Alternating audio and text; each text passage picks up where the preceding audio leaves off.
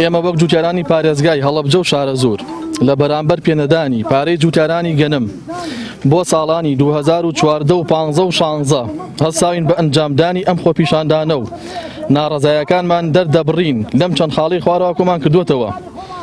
ئەگەر بەڕێز عەبادی داوامان لێ دەکا هاونیشتیمانێکی عێراقی بین دەبێت وەک هاونیشتیمانێکی عێراقی پارەی جوتیارامان بۆ سرف بکات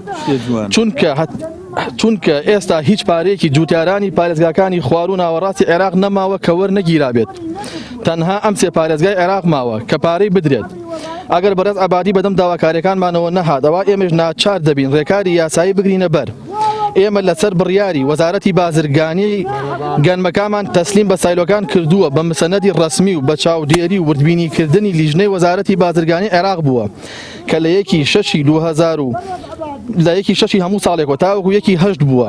لە کۆتاییدا داوا لە هەموو جوتیاران دەکەین کە سبەینێ لە بەردەم نەتەوەیە گرتوەکان لە گردی ڕێعایە ئامادە بن بۆ خۆپیشاندانێکی بەرفراوان بۆ دەربڕینە ڕزایەکانمان.